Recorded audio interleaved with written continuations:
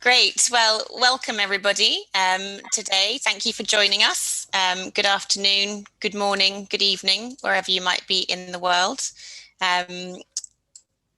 Welcome to this TBTI Small Scale Fishery Open House session hosted by Fauna and Flora International. We have just over an hour for this session with a range of speakers and some time for a Q&A at the end of that. So please do use the Q&A feature at the bottom of your screen to enter any questions as you think of them, and we'll do our best to answer those at the end. So once again, welcome everybody. Thanks for joining us today to this FFI session focused on sharing case studies from Southeast Asia. I'm Sophie Bembo, I'm FFI's Head of Marine, and I'm really pleased to be able to lead the discussions today. We will be joined by FFI staff members from throughout the Southeast Asian region to share their experiences with small-scale fisheries governance from Cambodia, Indonesia, and Myanmar. But very quickly first, I wanted to share a very broad overview of FFI's marine programme. So FFI has had a marine programme for just over a decade, and our marine portfolio aims to support more effective site-based marine protection globally. This is underpinned by the right national policies to support positive change and is supported by established and empowered local partners. We are constantly adapting our programme to address emerging issues and trends, and in recent years have developed dedicated teams to address the rising problem of marine plastic pollution and the ever-present issue of destructive fishing. We're currently active in 15 countries, and I apologise about the resolution of this image, and are engaged in scoping in a further 2 countries. Where possible, we would always seek to take an approach centred around partnerships. So in some countries, we work entirely through local partners where there is sufficient capacity on the ground. Our partners include local NGOs, but also a wide range of fisheries management bodies, from small cooperatives to some of the organisations that will be featured in the case studies shortly. Our work in Southeast Asia and in Asia Pacific focuses on 4 countries, and we'll be hearing from 3 of these today. And now I'm going to hand over to Henry Duffy to take you through a brief overview of the region and then lead us in a short interactive exercise, as we're really keen to hear your thoughts on the interaction between small-scale fisheries and marine conservation. So Henry, over to you. Thanks very much, Sophie. Hi everyone, good morning, good afternoon, good evening. Just start by a quick apology that for technical issues, I can't have my camera on right now, but I hope you can all hear me. And we'll talk about a short introduction to what FFI does on small-scale fisheries in Southeast Asia and indeed globally. So if we could get started on that section. So we work in a range of countries where there's diverse customary marine tenure systems, and these sometimes are very historical and go back hundreds of years, if not more. And we've just shown a few illustrative examples here of the really diverse range of approaches that have developed over different coastal communities in the region. So you have the examples here from Myanmar, Western Indonesia, and the Philippines and Eastern Indonesia, and we'll be talking about 3 of these contexts today. So this is just to give a really quick summary of the rich and complex traditions around customary management and small-scale fisheries that you get in Southeast Asia. And what FFI is looking to do really is what we would talk about layering sort of collaborative marine protected areas with these tenure systems. So that's ensuring that when we are looking to create marine protected areas, that they involve co-management, and that the traditional small-scale fisheries managers are at the heart of these protected areas, and they are involved in the governance, and they're the ones on the ground delivering management actions, and that these protected areas are as much about benefiting small-scale fisheries as they are about marine conservation objectives. So we have these sort of different tiers where you have the tenure system at the core of the site, so often the historic tenure system, and on top of that we look at ecological factors, social factors, economic factors, and combine those things to build a co-managed multiple use protected area, often with nested systems such as locally managed marine areas within that site.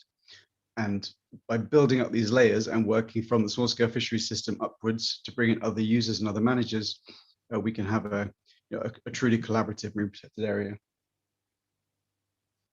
And so moving on to this table gives it a really quick overview of looking at fisheries tenure and marine management and the ways that they might interact and how they might differ.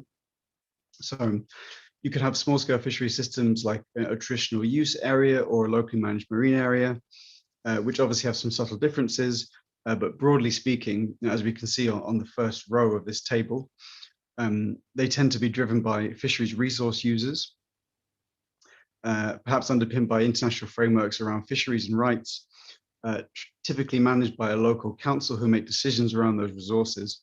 And the key thing here is that these measures are a resource-based system. And if you look at the in the second row of the table, when we're talking about marine protected areas, they can often be, these are more about places like ecosystems, habitats, and spatially defined areas. So they tend to have different government management, so managers from the government that are about the place rather than the resources. And they tend to be not explicitly linked to, say, a small-scale fisheries group. There's often many resource interests, many other users at the site.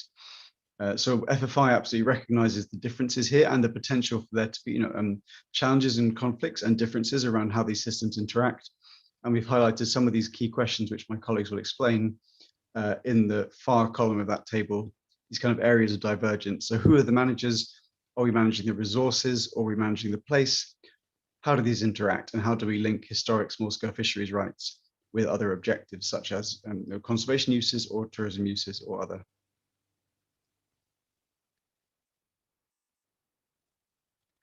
So we just wanted to get some perspectives from you in the audience on some of these key questions, and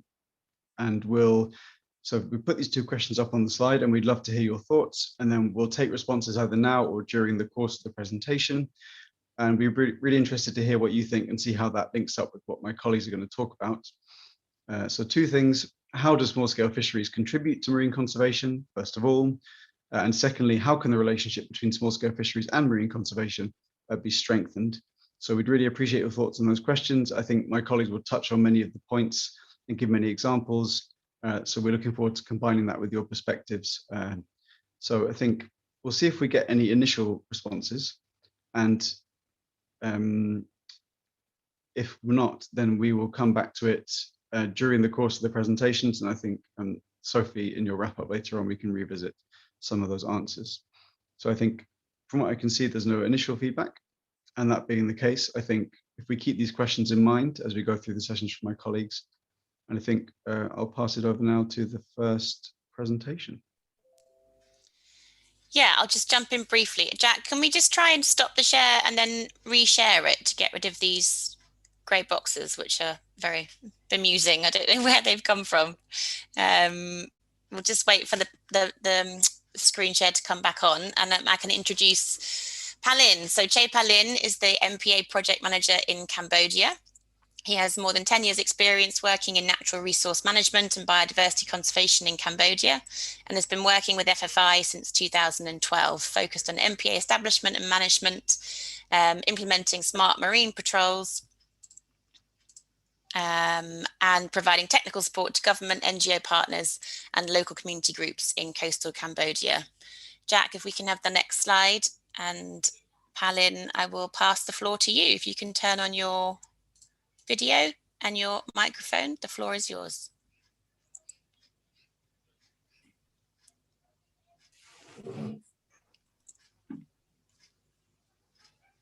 Hi everyone. Can you hear me, Sophie? Yeah, all good. Okay, thank you. So, hello everyone. I would like to take this opportunity to provide you the overview of the small-scale fishery and the community lit in Cambodia.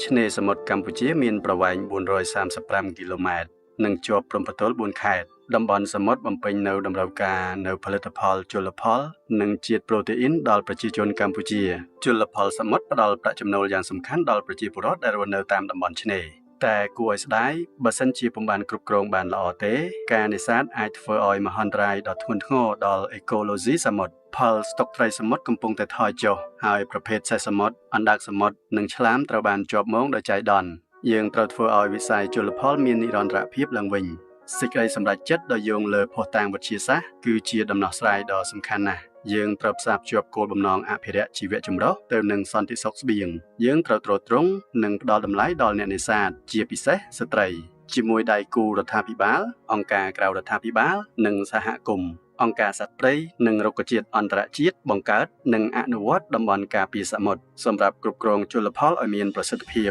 យើងទ្រទ្រង់ដល់ស្ថាប័នរដ្ឋាភិបាលថ្នាក់ជាតិដើម្បីពង្រឹងគោលនយោបាយគ្រប់គ្រងធនធានធម្មជាតិសមុទ្រពង្រឹងសមត្ថភាពនិងបង្កើតយន្តការដើម្បីតាមដានផលិតផលជលផលយើងក៏ពង្រឹងសមត្ថភាពសហគមន៍នេសាទតាមរយៈការលើកស្ទួយជីវភាពខ្សែសង្វាក់តម្លៃធនធានជលផលសមុទ្រនិងការចូលរួមដ៏សកម្មក្នុងការធ្វើសេចក្តីសម្រេចចិត្តសម្រាប់គ្រប់គ្រងធនធានជលផលយើងទាំងអស់គ្នាធ្វើការរួមគ្នាយើងខំប្រឹងធ្វើការដើម្បីឲ្យធនធានជលផលសមុទ្រសម្បូរបែបក្នុងពេលបច្ចុប្បន្ននិងអនាគត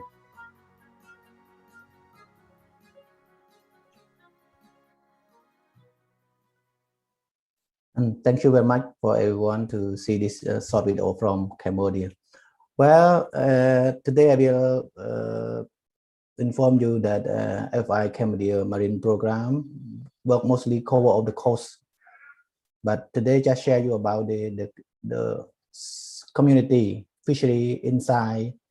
You can see in the middle is a Korong archipelago that we will be share you in detail today. But we already work many around certain community in the coastal province of Cambodia.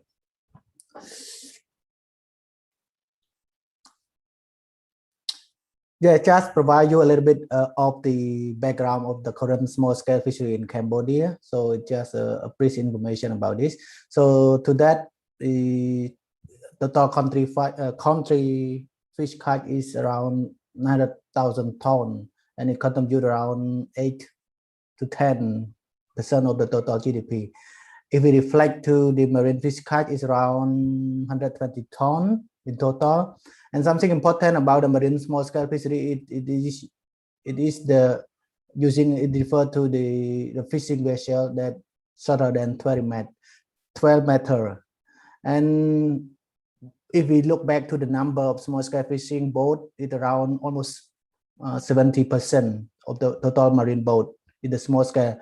It means that it is employ more people in the marine fish industry, especially the rural poor. So the small scale is critical for the poor people.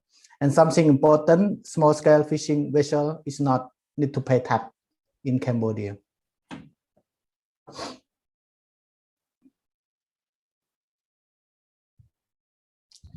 Yeah, just provide you go through a little bit on why community fishery. What is community fishery? Probably some of you may be already aware. It's kind of the theory behind this. It's a group of local community who are voluntary together in order to manage, conserve, develop, and use the fishery resource in a sustainability way. And the second one, to protect the right and the benefit of the Khmer and the user, especially the people who live inside that area. And in practice, community, I can start to say another shortcut from our country community fishery called CFI. CFI is managed by an elected committee which represent the large group of the member, the community member. And by law, it is a set aside of the fishing area that use the small scale or traditional scale. We can say family scale, small scale or traditional fishing scale, is such as like a trap, a net, and a headline, something like that. And on the right side, you can see the 9 steps that need to be take place before setting up in each community. Yeah.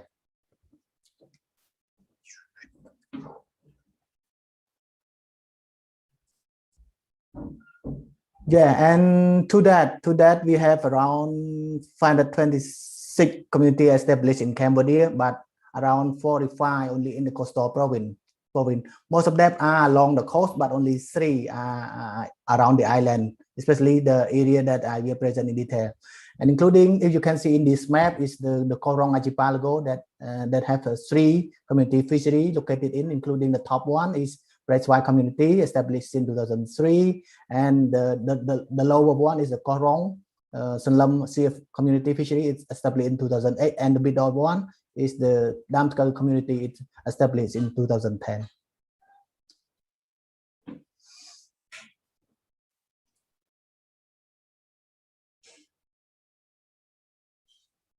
Yeah, provide a little bit on the fishery governance as already present in the previous one.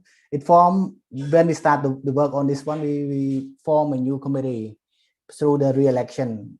In the based on the law, it need to be re-elected every 5 years. But some case, if the community is not function, we need to do it immediately to make sure that the people at the ground can be active and manage the ground.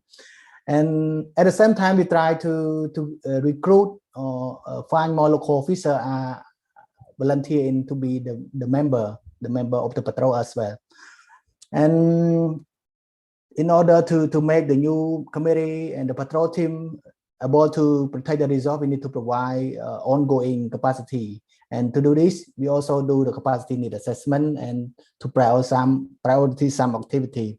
And recently, the government of Cambodia introduced, start to use the call community effectively monitoring, this kind of the tool that provide also the information, what is the good, what is the bad, what is the active or non-active community in the whole country. And from what I aware, most of the community in our project area is get very good scoring system by the government system.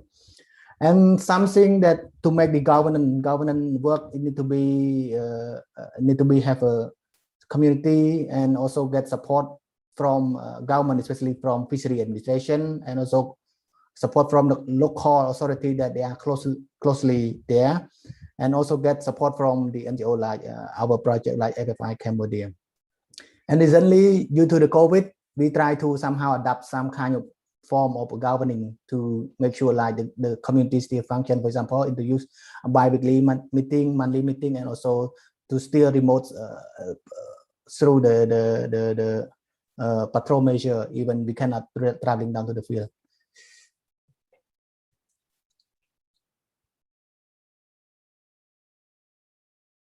Yes, it's the 4 team in like 3 community in plus 1 community patrol team.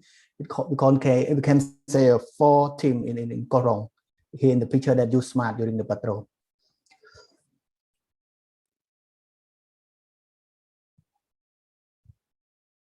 And something important about smart is it very helpful software that helps the community committee, the patrol member, and the government officer report, analyze, and manage data, and also respond effectively in the real at the ground.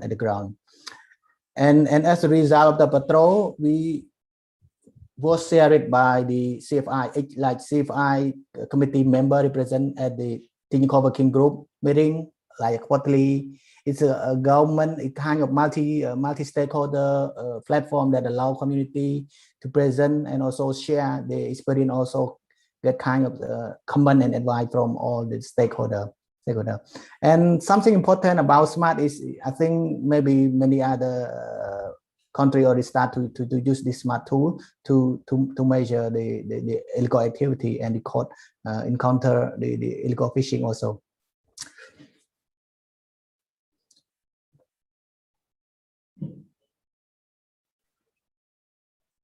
Yeah, this one is about also the important lesson that we has been doing.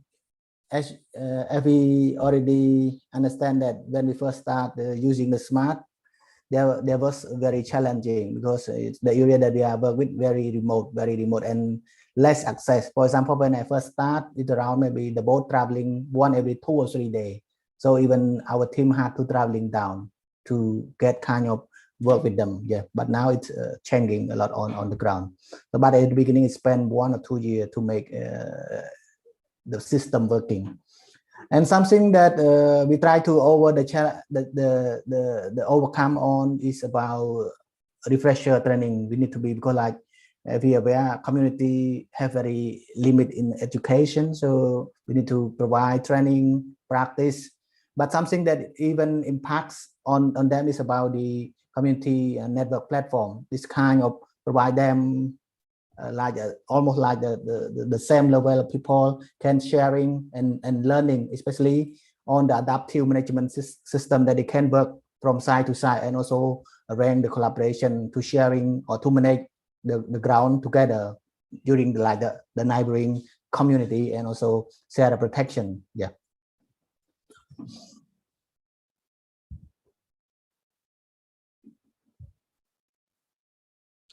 Yeah, here is just some of the results that also the lesson that we did to manage the site, to manage the fishing ground and allow the local officer to use it effectively. And we try to maintain the ground patrol, and in general it's about 20 patrol in total per month inside this Korong archipelago.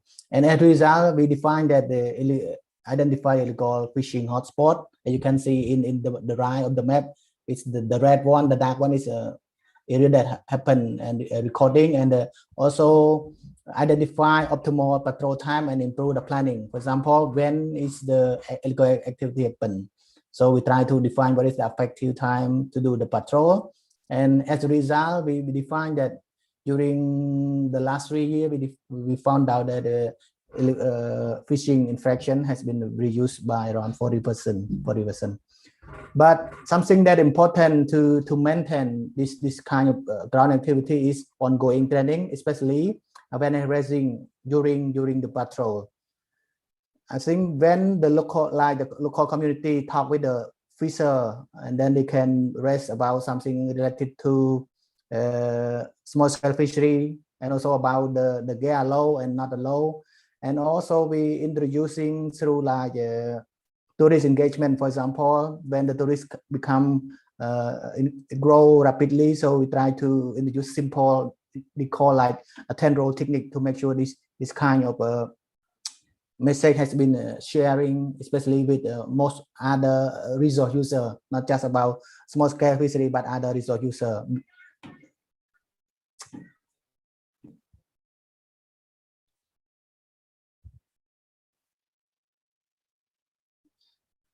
And here is just some of additional CFI community success in the Korong. For example, some beside that there is a conservation initiative has been doing in the Korong archipelago, including the mangrove restoration, beach and village clean up, and also community try to kind of initiate and set up a small crab bank system, and also promote safe handling when they first catch in their net, something like that.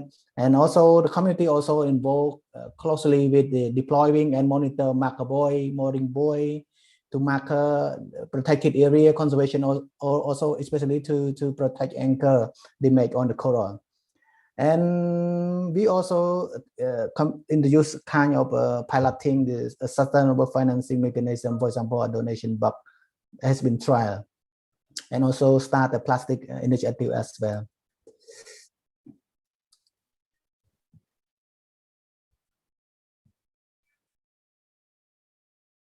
Yes, so in short, active and effective community are critical for sustainable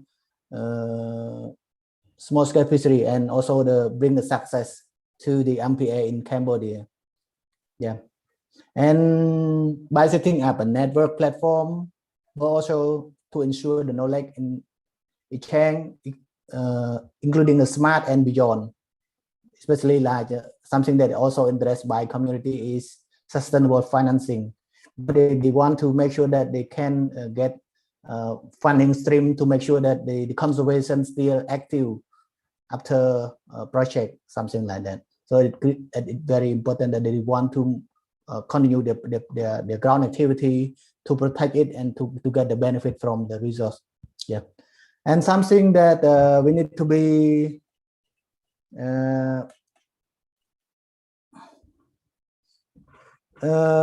important also, it also link clearly between the small scale fishery and the MPA, especially about the zonation. I think during the development of the MPA contribute very well into the small scale fishery, especially on the clear zoning.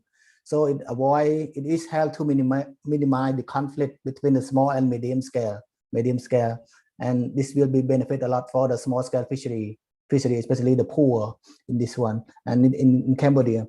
So through this improved small scale fishery management practice, and will be the long-term benefit for the community and the sustained fishery in Cambodia. So thank you, everyone. Wonderful. Thank you so much, Palin. That was really fascinating. And just, yeah, great to hear about all the wonderful work that's ongoing in Cambodia. So now we're going to jump to Indonesia and Aceh in particular. And our speaker is Tiku Yuvan, who's been working for FFI's Aceh office for 3 years. He coordinates all of our work in Aceh province, marine and terrestrial. But just to say that FFI has been implementing a marine program in Aceh since 2011. So it's quite a long-standing program of work. And our current focus is around Simeulue Island. So Yuvan, if you can unmute yourself and turn on your video if possible, the floor is yours. Thank you, Sophie. Thank you, everyone. I talked to unmute, but unable to start my video. Okay, it's a little bit, your sound is not terribly clear, Yuvan. I don't know if you've got headphones or anything that could help make it clearer. Sophie, I can unmute my computer, but I cannot start my video because the host has stopped it. Yes, yeah, no, that's fine. No video is fine. I was just wondering if there was a way of making your audio a little bit clearer. Okay, so I will start, yeah? Yes, sure. Okay, thank you, Sophie and everyone.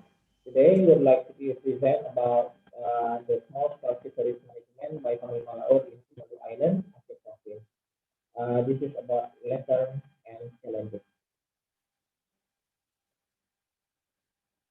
Okay, now I'm telling you about Panglima LAOT. Panglima LAOT is the institution that regulates the sea fishing.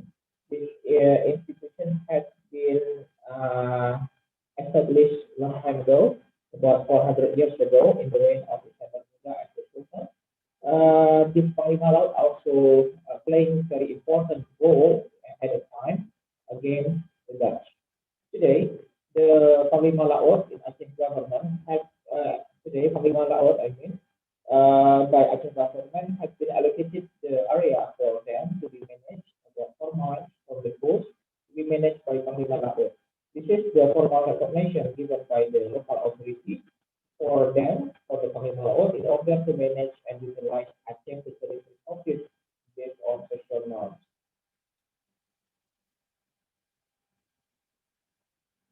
Okay, this is about what is our facilitation regarding to management training for small-scale fisheries in Simeulue Island. Actually, FFI Indonesia, we are facilitating the people in Simeulue Island for socialization of LMMA concepts to the villages. I would like to tell you about the LMMA that we are telling in our slide next on. When we talk about scope, is it the same meaning with LMMA? Okay, the socialization phase, then we are moved to the strengthening after socialization to the villages. We also make the villages, we make the Panglima LAOT formation if they are not established or if they are inactive. So after that, we also form the what we call as the committee in the villages. The committee is exists from composed from the Panglima LAOT as the head of this committee, and also the prominent figure, and we also include the vulnerable group as much as 15%, including women and the poor people. Then there is the facilitation of our approach named by the pottery approach. In this approach, we have 3 products. Based on this approach, we create the population create the group management plan. We also create the customary law. Also, the population create the boundary demarcation by their own self. We also engage the community in developing the action planning, and the product of this can be appear by village government facilitation process and also Panglima LAOT capacity enhancement for this program.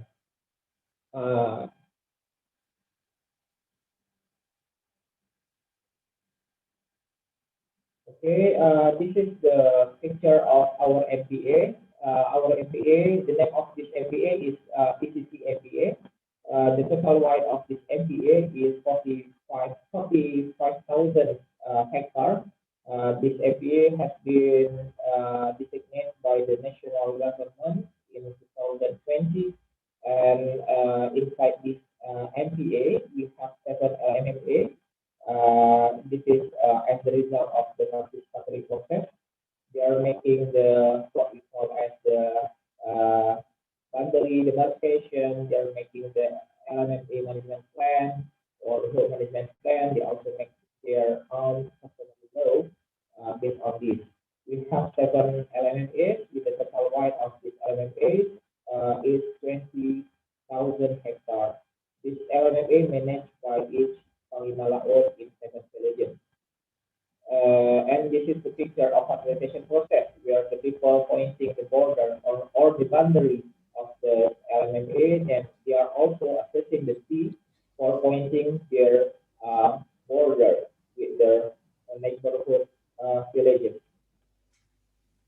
Yuvan, I'm so sorry to interrupt. I'm just wondering if you can connect. I don't know if you've got headphones on or anything. Can you just check the connections because the sound quality is not very good? Thank you, Sophie. But this is the best connection that I have currently. Okay. Okay. All right. Carry on. I'm sorry. No problem. Yes. Next.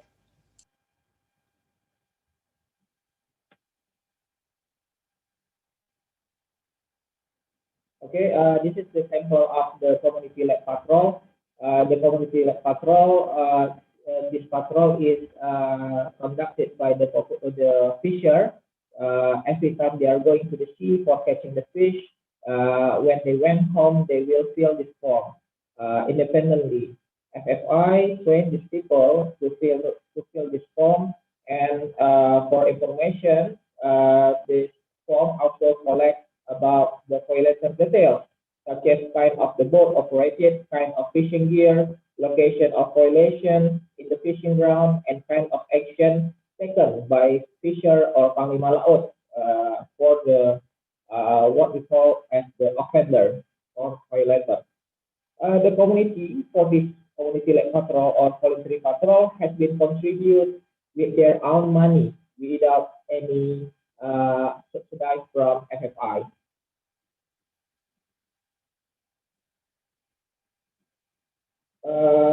This is about voluntary patrol as well.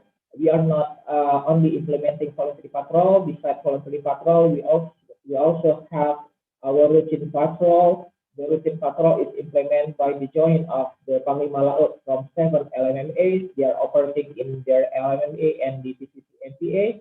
And we also have collaborative patrol that implementing by Panglima LAOT and also local authorities with their agreement. So the collaborative patrol will start based on the routine patrol and based on the voluntary patrol report. The voluntary patrol in year 2020 to 2021, 1 year, I mean, it has involved 242, I mean, the fisher from 7 LMMA with a total of 19,500 trips in 1 year. And this contribution from the population has reached about 52,700 rupiah per trip. And the voluntary patrol detect about 157 violations in 1 year, where 155 violations occur inside PCC MPA and 2 violations happen outside of PCC MPA. And the total violation, the total action taken by the Panglima LAOT are 218, where 171 observed by Panglima LAOT and 10 warned by Panglima LAOT and fisher, and 27 expelled by Panglima LAOT and fisher. This is our picture, in the left side, this picture about the fisher filling the voluntary patrol report, and also the evidence of their finding. This is the compressor equipment along with the hose. And then in the right side, this is the picture of the collaborative patrol and also the reconciliation process between the Panglima LAOT and what we call as the offender after they are doing the customary law procedure.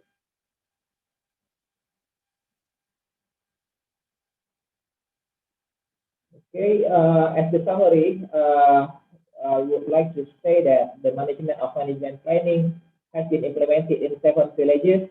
It consists of LMMA management planning, customary law, and also boundary demarcation. And the patrol has been implemented in 7 villages for 7 LMMAs. And the patrol data reported by Panglima LAOT in Simeulue Island, and it has been submitted in quarterly basis to the local authority.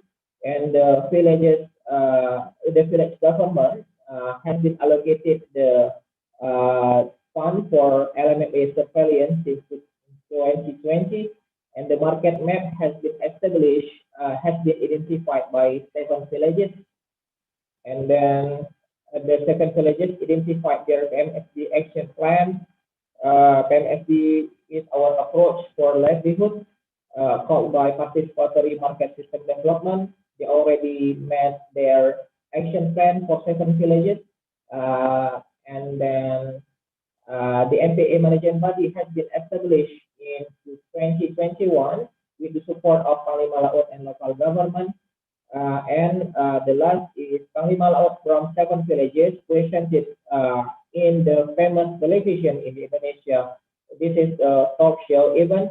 They are joining with the former Minister of Marine Affairs and Fisheries of Indonesia, Mrs. Susi.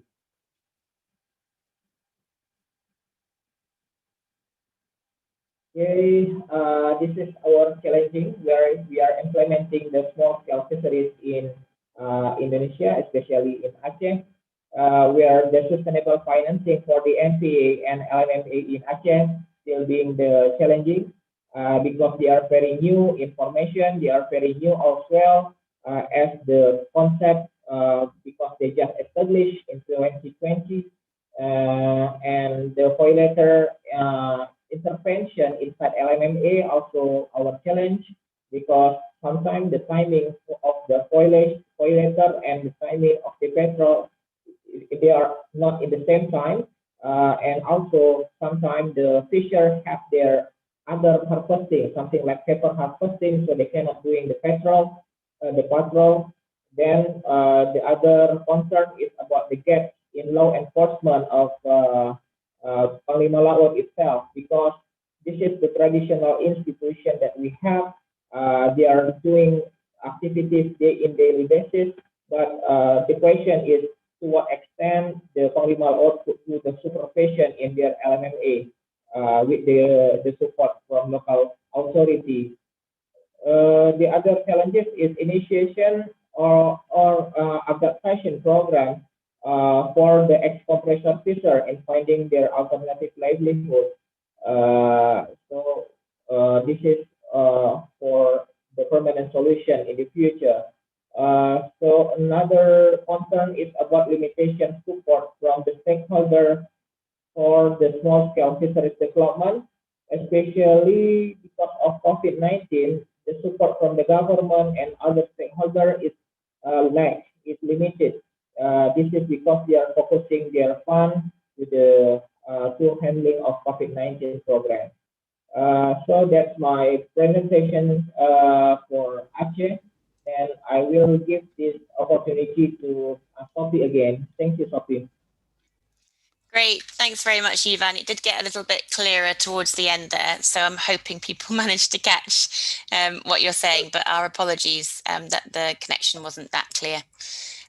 Great, thank you very much, Ivan. And now we're going to stay in Indonesia, and we're going to go to Raja Ampat, and we're joined by Ratna Ningsi. So Ratna is FFI's Marine Coordinator based in Raja Ampat, and she's working to understand the attitudes and beliefs of coastal communities towards marine conservation.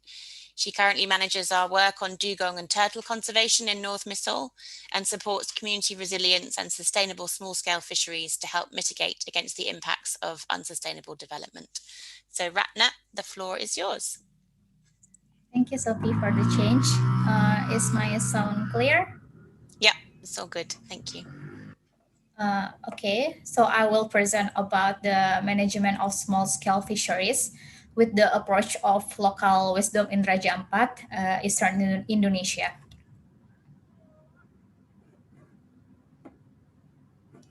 Small-scale fisheries in Indonesia have an important role in supporting the development of the marine and fishery sector. As a country with the tremendous in fish resources, fishing activities in Indonesia are dominated by more than 90% of small fishers, which has become a great opportunity and at once a challenge to strengthen the SSF markets to be more forward, independent, and sustainable. Furthermore, SFF also has an essential role in the economic sector. The socio-economic perspective provide livelihood and food security for small-scale fishers and coastal communities who largely dependent on marine resources.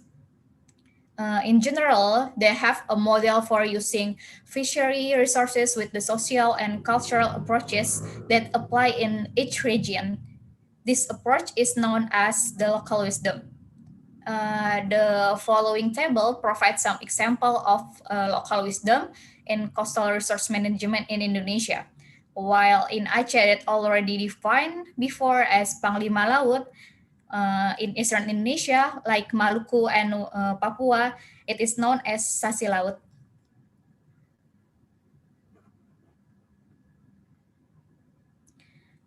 SASI itself can be defined as a prohibition, customary law that prohibits taking marine resources in a certain location to maintain the sustainability and population of the biological resources. The management MPAs in Raja Ampat already adopt the SASI system, which has been carried out for generation by the community.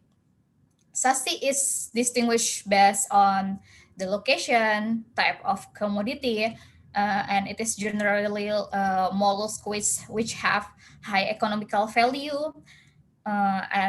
Next, like the institution that perform the ceremony, closing and opening times, and the communal tenure. The SASI sacralization usually can be seen from the closing and the opening process, preceded by rituals and the prayers, either by traditional holder, priests in churches or mosques. Now, how the SASI process is carried out can be seen in the table. It is tutup SASI or closing and buka SASI or open. Usually the opening and closing times of SASI is vary in each region depending on the community agreement.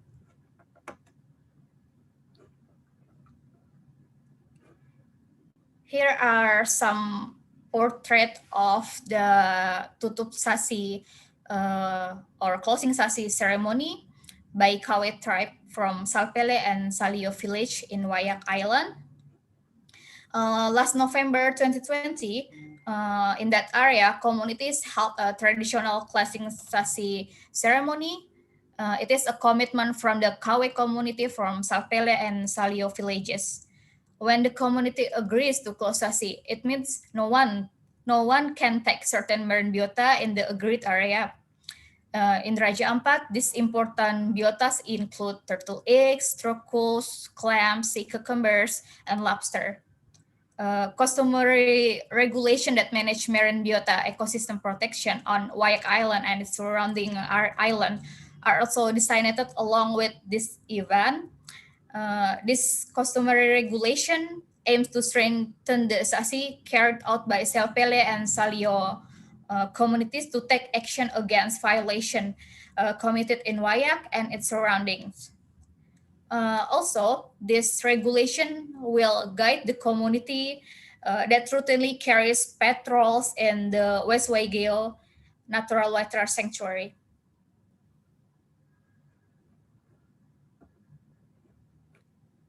Okay, this is about the SASI context or implementation in marine conservation in Raja Ampat. In initiating MPAs in Raja Ampat, the governments, communities, and NGOs have made policy concerning the SASI system. The evidence is by forming a zone in the Raja Ampat MPAs, which include the SASI zone and traditional utilization in each conservation area, covering about 578 hectares or about 63% of the total area of the Raja Ampat MPAs. According to literature I've searched, Boli et al.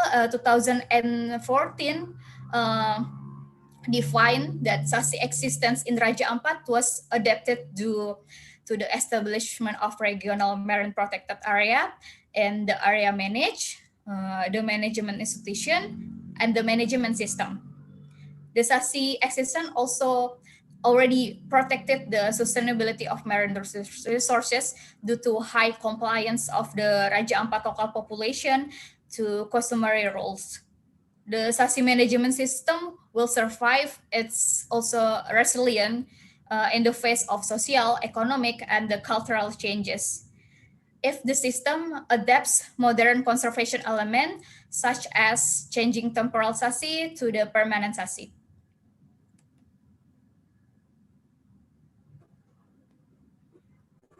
FFI's work in North MISOOL Raja Ampat has received customary recognition since March 2018 through a declaration initiated by the local community, also accompanied by several local and international NGOs. The North MISOOL Customary MPA declaration is substantially a collective aspiration agreed upon by the MATBAT and the MATLAW tribe. MATBAT here can define as the land people, while the MATLAW we can define it as, it means like the sea people. It the MATBAT and MATLAW tribe inhabit 9 villages in all North MISOOL area. Following the prevailing regulation in Indonesia, the West Papua governor arranged the North MISOOL customary MPA before it is being officially stipulated by the MMAF of Indonesia. In this process, FFI's role is, together with the community, assess the coastal ecosystem potential. We can be seen in the figure. We will provide recommendation related to forest and coastal management in the creation process. Its formation will absolutely involve the community in each process and refer to the lesson learned from the SASI implementation in other Raja Ampat MPAs. Maybe that's all that I can present. Back to you, Sophie. Thank you. Great. Many thanks, Ratna. Really fascinating to see those two examples from Indonesia with slightly different approaches. So thanks so much for talking us through that. So our final speaker is Filippo Carli. He's FFI's Marine Program Manager, normally based in Yangon in Myanmar. Filippo's worked in marine resource management in Italy and Cambodia before joining FFI's Myanmar program 3 years ago. His current work focuses mostly on small-scale fisheries management, MPAs, and marine species conservation. So Filippo, if you can unmute, there you are, I can see you. Lovely. The floor is yours. Thank you, Sophie, and thank you, everyone. Before I start with my presentation, I believe we can show a short video so you can have an idea of the areas where we are working. I don't know if that is ready. Yeah.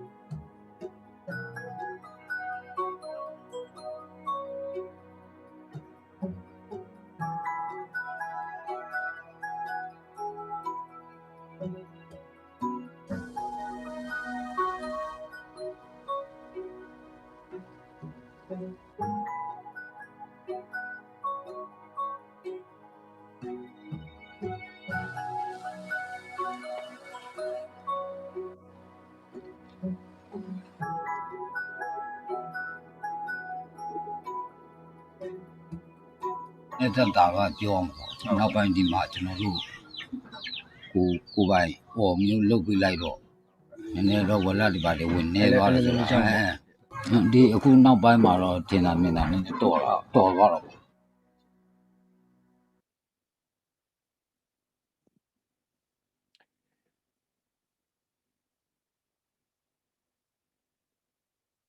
Okay, thank you very much. I couldn't see the subtitles on the fisherman who was speaking in the final part of the videos. It was just saying, since we started this work with LMMAs, we can see that now less boats come in to our area to basically said, take the fish that it belongs to us. So, and that's exactly the reason why we started this work with similarly to what Indonesia did, with locally managed marine areas. I'll just give you a brief introduction to where we are at the moment, where we are working, where these images belong to. So basically, we are working in the beautiful Miaik archipelago of southern Myanmar, in the southernmost region bordering Thailand, which is an archipelago of over 800 islands. At the same time, we're working at national level to develop a policy framework that we hope can create the enable conditions to improve the work that we are doing in the field.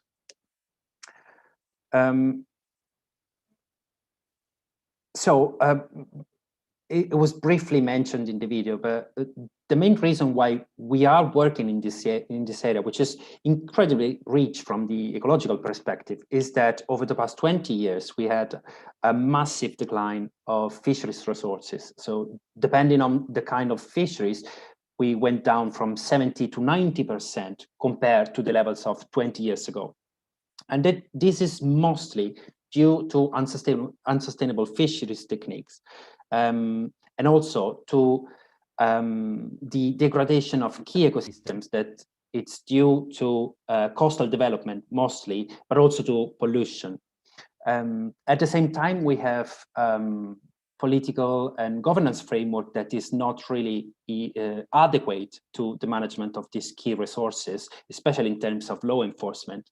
And also an important reason is that the communities that we work with who rely on this fisheries resource are extremely vulnerable. So this decline of fisheries resource had a really important impact to their everyday livelihood. So this creates some sort of challenge in engaging with these communities.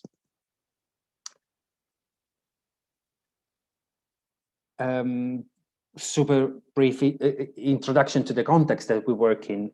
Myanmar is an extremely complex country from both the environmental and the social perspective. It's a very diverse country with over 135 ethnic groups. And we started working in a country that was coming out of decades of military regime, and that was considered one of the poorest countries in the world. And we saw things changing significantly throughout our work in the past almost 10 years in the country. In our project area in particular, we work with 3 different ethnic groups that are extremely different from each other. So it means that we really need to tailor our approach to how we manage fisheries resource and natural resources in general. Our approach is fairly simple. We started doing an ecological assessment, which, talking about over 800 islands, is a process that is still ongoing. And then we started engaging with these local island-based fishing communities. At the same time, we started working with the government to develop a political framework and to develop key policies in natural resources management that would create these enabling conditions for us to work with local communities at the management of these resources. And the approach that we have suggested to local communities is very much a bottom-up approach, a community-led conservation approach, in which usually communities have the right to manage their resources in collaboration, usually with a government agency. Sorry, just waiting for the next slide. So, as for Indonesia, the approach that we thought would be the most suitable was that of the locally managed marine areas, or commonly known as LMMAs, which are nothing but a model of co-management of marine resources. And this was, when the first LMMAs were designated in 2017, this was a milestone for Myanmar, both in terms of management of resources and also in terms of the democratic process, because for the first time, local communities were actually entitled to manage the resources that they rely on. We have 3 LMMAs at the moment, which are very different from each other, both in terms of environmental and social conditions. But all these communities are actually entitled to decide how these resources can be used, which, as I said, for Myanmar was sort of a first approach, first time that this approach was used in the management of natural resources, not just marine, but also terrestrial. So these LMMAs have been designated, and the way they work is through a management structure that involves 3 main partners. Of course, the local communities, who are able to choose a management committee, an LMMA committee. They do this work in collaboration with the Department of Fisheries and with support from Foreign Flora International, which is just an external support. We provide technical and financial support, but we do not take part in the decision-making process. And we do also have the chance to collaborate with the University of Miami, which provides mostly scientific and technical support to the whole process. They're still part of this process, going through some hardships in this period, but are a key, not a real partner, but a key source of support. So I will be brief on this slide, which is about the restrictions that are actually in place in the LMMAs. And it's just to say that these restrictions involve a zonation and a gear restriction. So and also who is allowed to access these resources. Just to say that, so basically there is a no-take zone and some areas that are can be accessed for multiple reasons, and seasonal no-take zones, which are areas that can be accessed only in some specific times of the year to protect key ecological process of key fishery species like shrimps, crabs, mullets, snappers. It's basically areas where, depending on the time of the year, there is a different kind of restrictions. As you can see briefly, all kind of fisheries that are considered unsustainable, like trolling, light boats, dynamites, have been entirely banned from the LMMAs. And that's, again, it's entirely a community decision. And even with regards to the fishing techniques that are actually allowed, there are some restrictions in terms of how many fishing nets you can have, how many crab cages you can have. There is a series of restrictions that has been discussed through a participatory process, of course, again, with technical support from FFI. But again, I'd like to stress how FFI was not part of the decision-making process, but rather provided all the technical information that they might, the communities might need. But the decision was ultimately a community decision. Just waiting for the next slide. As I mentioned, at the moment there are 3 LMMAs which were designated in 2017, but it's an ongoing process, and we're actually trying to upscale this work. So another LMMA has been submitted to the government, still waiting for the final approval. But we intend to do more. In the meantime, we do have reports from fishermen who observed an inversion in the trend of fish abundance that has been declining for almost 20 years. And now they see that this trend has been, there was an inversion in this trend. And also another important thing is that blast fishing, which was a huge problem, has been entirely eradicated, at least inside the LMMAs. But we're also quite confident that the number of incidents with blast fishing throughout the archipelago is significantly lower now than it was 4 or 5 years ago. Our plans now is to meet our plans to facilitate the designation of at least 4, probably up to 6 new LMMAs in the next 3 years. But the goal is to support the development of a network of LMMA, which is entirely managed by community representatives. And what we want to achieve in the next few years is that this network will be technically and financially independent from external support. And once we have this, we also hope to see a significant reduction in the vulnerability of the livelihood of these communities, because only if these fishing communities feel actually safe in their livelihood, only then they will be more keen to collaborate at the conservation of ecosystems.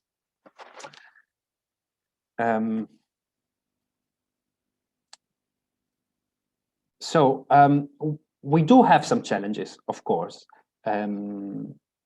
It's actually, given the diversity of the environment, of the social context, there are several challenges.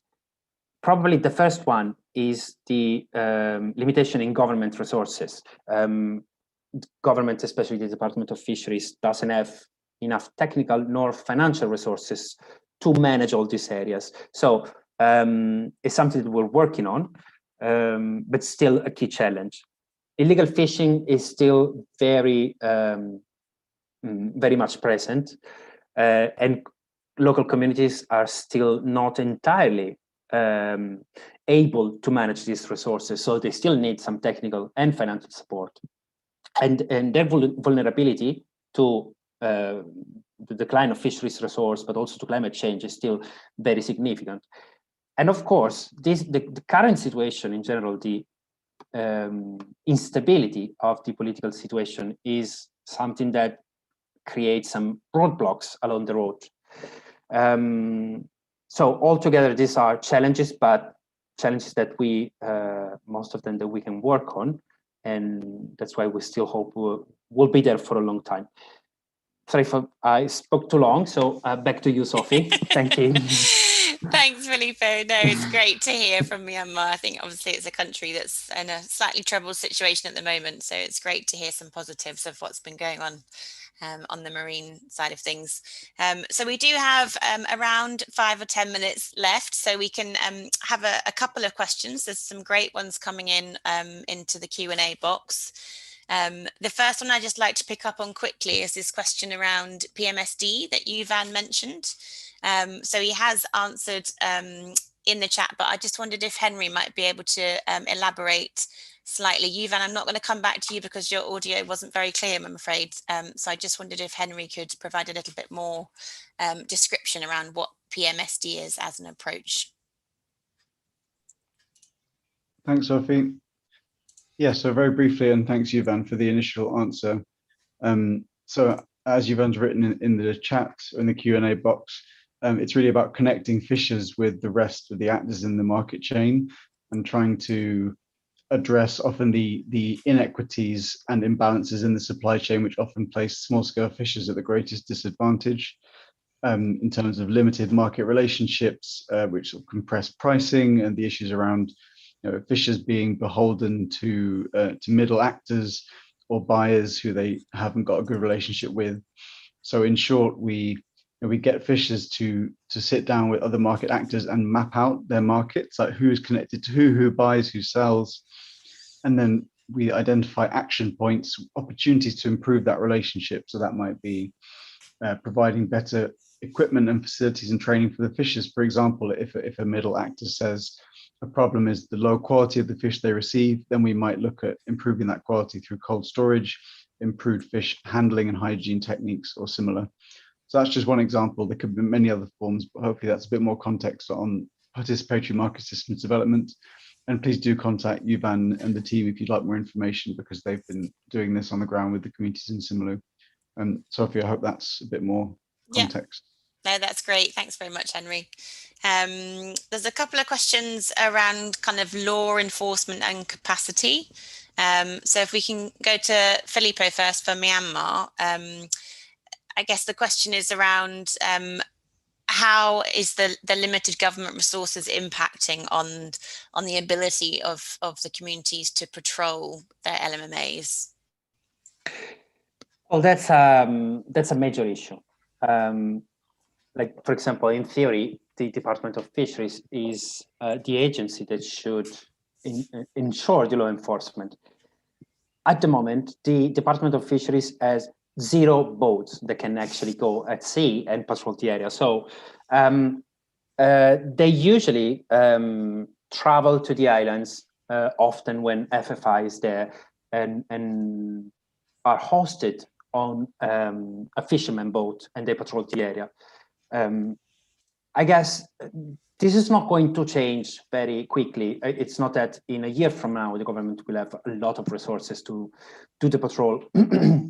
I think what we're trying to work on is a wider behavior change. So where there is no enforcement, we think changing the behavior of local fishermen may be more effective. Changing behavior, it's what we try to achieve with a wider network of LMMAs. So if instead of 3 LMMAs, we have like 20 LMMAs in the same area, it means that fishermen or whoever do illegal activities always have this sort of eyes on them. And I think this can be really powerful. This one and the some tools that can come from the market. So, for example, ensuring that you are able to sold whatever fisheries resource you catch, and you can label it as a sustainably sourced, responsibly sourced. It can actually make a difference, especially because there are several international buyers who are buying from this area, from Korea, Japan, China. So I guess where the law enforcement is weak, as it is our case, behavior change and market-based solutions can actually make a difference.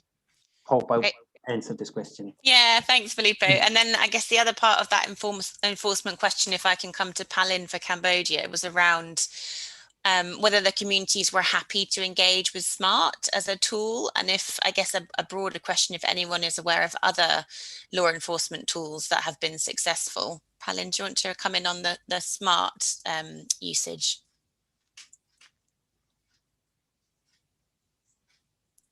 Yeah, I think if we look back to the history on the SMART patrol by the community in Cambodia, I believe we are success in doing that.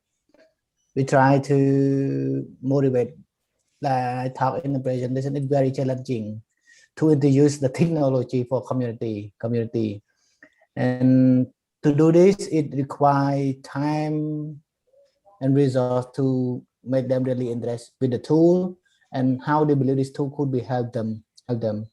So adaptive is important. For example, if we look back to the software itself, software just help us to monitor something, but how to make the people really think is what is the goal is they want to protect the resource, and what is the tool can help them to protect the resource better, because they have a limit resource, something like that. So the tool could minimize. For example, they maybe want to patrol every day, but probably there is no resource, no people to do it. Maybe we can just or reuse it maybe at least 1 every week or 2 every week, something like that. So again, it's about the tool can help and guide and maybe encounter effective rather than that. For example, after 1 year, you say, oh, they patrol this, and then this area really happen a lot of illegal activity, and then they can see themselves and recognize importance of the tool. Yeah.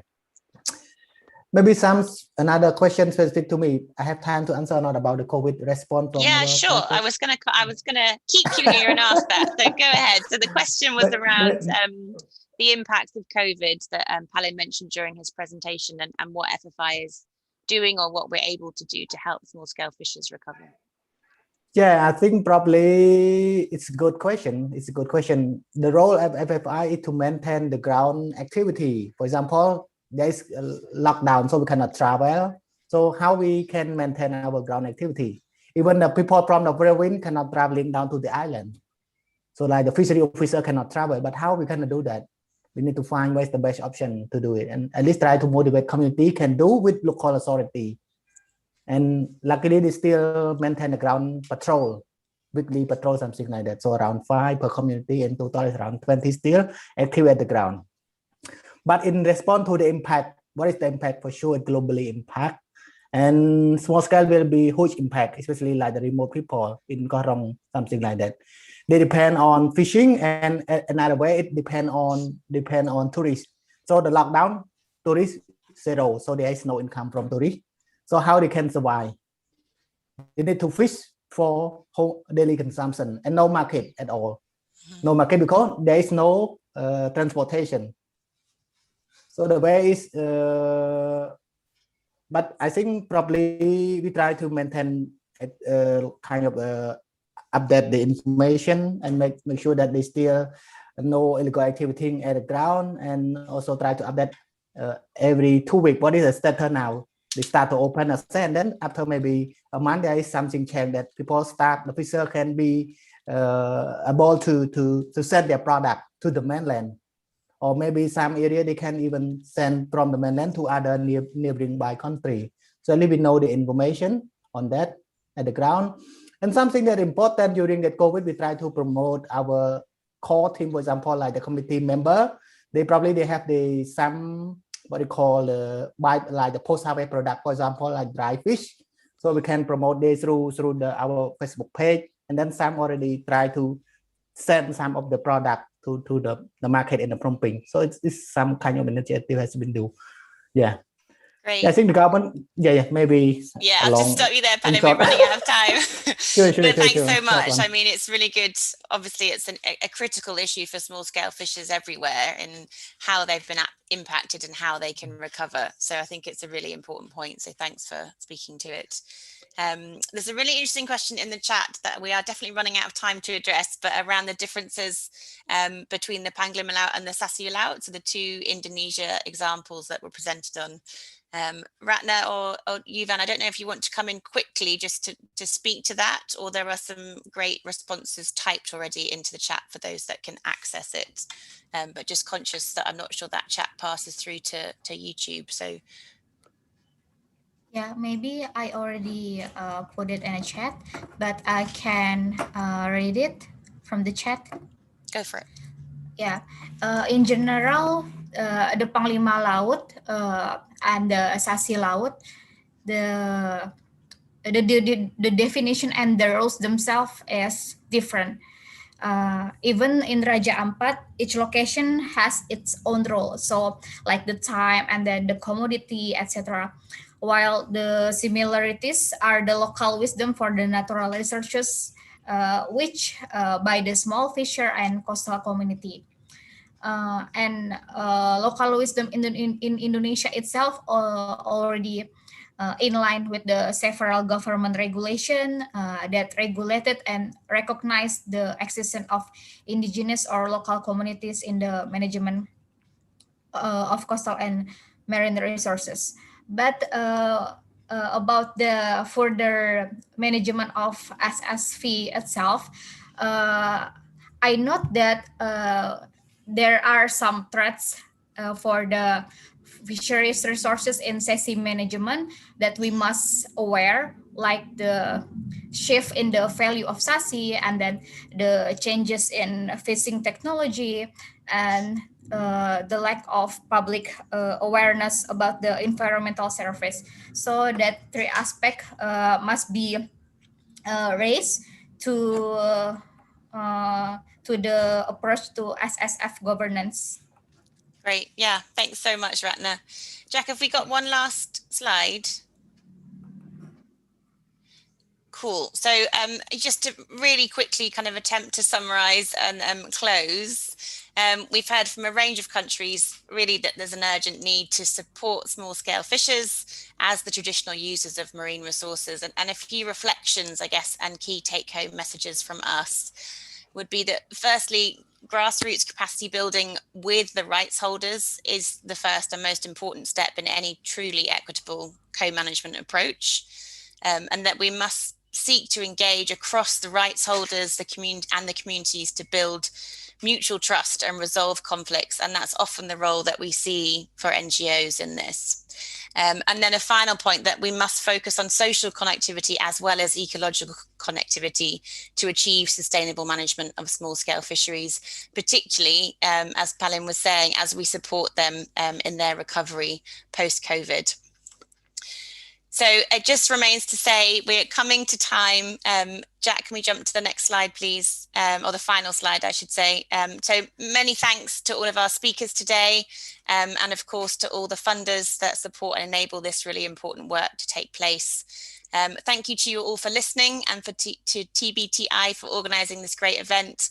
Please do feel free to reach out to any of us at FFI if you have any questions or would like any further information. We're always very happy to chat and to understand how our approaches are similar or not similar to other organisations or other community groups that might be out there. So thank you very much again for your time and goodbye.